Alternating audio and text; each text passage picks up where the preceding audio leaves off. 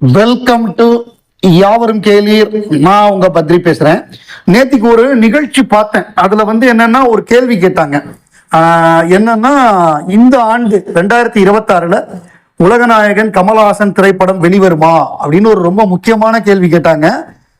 அதாவது நம்ம என்னன்னா மெயினா அவர் கதாநாயகனா நடிச்ச படம் கல்கி 2898 AD பார்ட் 2 அந்த படம் எடுத்து அது வெளிவந்தா கூட நமக்கு அதுலயும் இந்த பார்ட் முழுக்க முழுக்க நம்ம அவருக்கு தான் மெயினான ரோலு. அவர் தான் டாமினேட் பண்றாரு பார்ட் 2.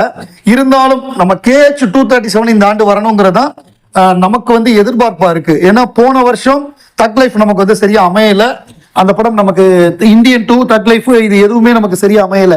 ஆஃப்டர் விக்ரம் இந்தியன் 2ங்கிறது நம்ம இப்போ பிளான் பண்ணல, அது 7-8 வருஷத்துக்கு முன்னாடி பிளான் பண்ணி நின்று போனது. ஸோ அது ரைட்டு, அதை விட்டுருவோம். ஆனால் நம்ம பிளான் பண்ணி மிக பெருசாக வரும்னு எதிர்பார்த்தது தக் லைஃப். அதை மணிரத்னம் ஏதோ ஒரு இடத்துல சறுக்கிட்டாரு, சரியா பண்ணாமல் விட்டாரு. அது நமக்கு ஒரு மிகப்பெரிய ஒரு என்ன சொல்றது ஏமாற்றம்னு சொல்லலாம். டிசப்பாயின்மெண்ட்டுங்கிற வார்த்தை கரெக்டாக இருக்கும். மிகப்பெரிய ஒரு ஏமாற்றமாக அமைஞ்சு விட்டது. சரி, அதை விட்டுறலாம்.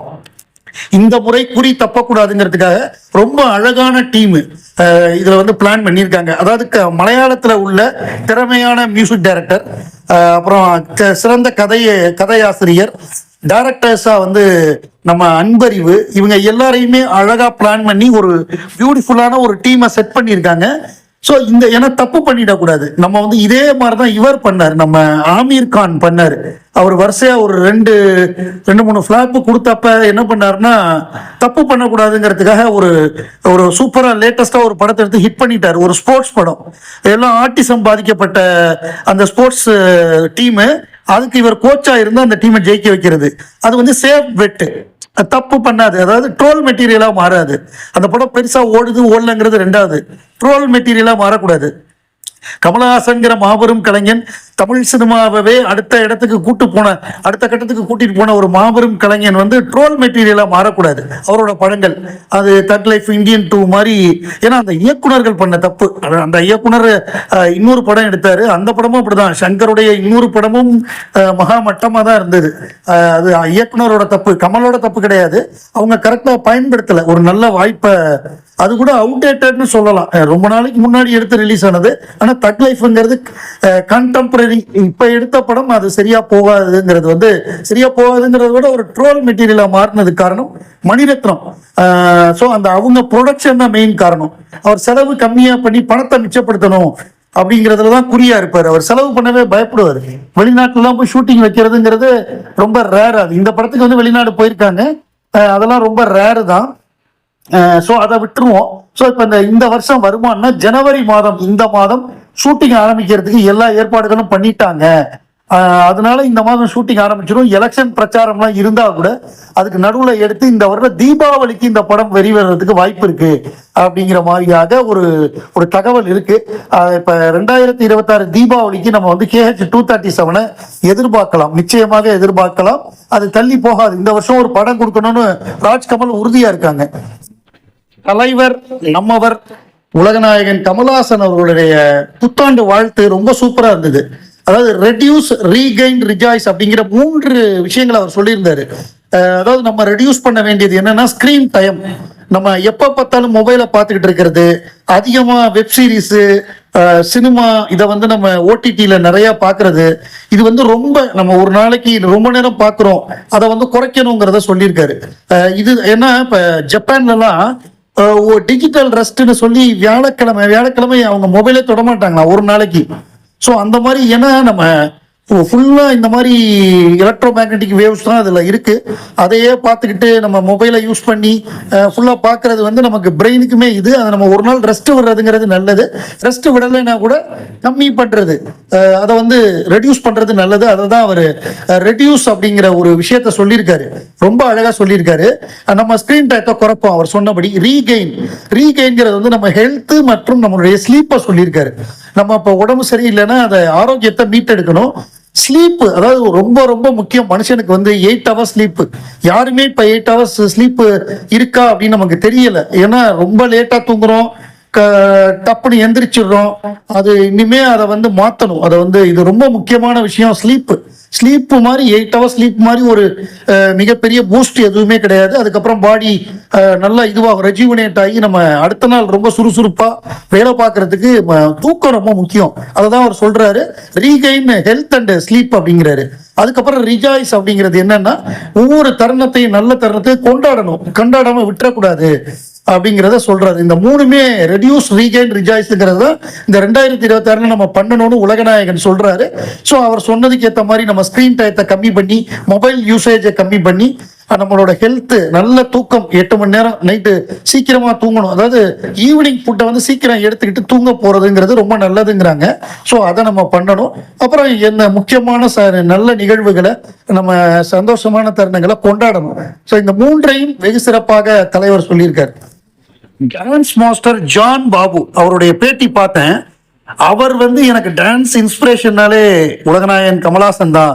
அவருடைய படங்கள்ல தான் டான்ஸுக்கு ரொம்ப முக்கியத்துவம் இருக்கும். அவர் என்ன மாதிரி ஆடுறாருன்னு பார்ப்போம். அதாவது டான்ஸ் பேஸ்டா, இப்ப நம்ம ப்ராப்பர்ட்டி டான்ஸ்னு ஒன்று சொல்லுவாங்க. இப்ப கையில கொடை இருக்குன்னா கொடையை வச்சு ஸ்டெப்பு போடுறது. இப்ப மேகம் கொட்டட்டும் அப்படிங்கிற பாட்டெல்லாம் வந்து அந்த ப்ராப்பர்ட்டி டான்ஸ் அப்படிங்கிற அந்த கிராமரை வந்து ஃபாலோ பண்ணி இருக்கும். ஸோ கமல் படங்கள்ல இந்த மாதிரியான டான்ஸ்லாம் நிறைய இருக்கும். ஸோ இதை ஃபாலோ பண்ணி இதெல்லாம் நான் பார்த்து தான் டான்ஸ் ஆட வந்து என்கிட்ட நல்லா பழகியிருக்காரு. நல்லா எனக்கு நிறைய விஷயங்கள் கற்றுக் கொடுத்துருக்காருன்னு சொல்லி உலகநாயகனை பத்தி நம்ம டான்ஸ் மாஸ்டர் ஜான் பாபு சொல்றாரு.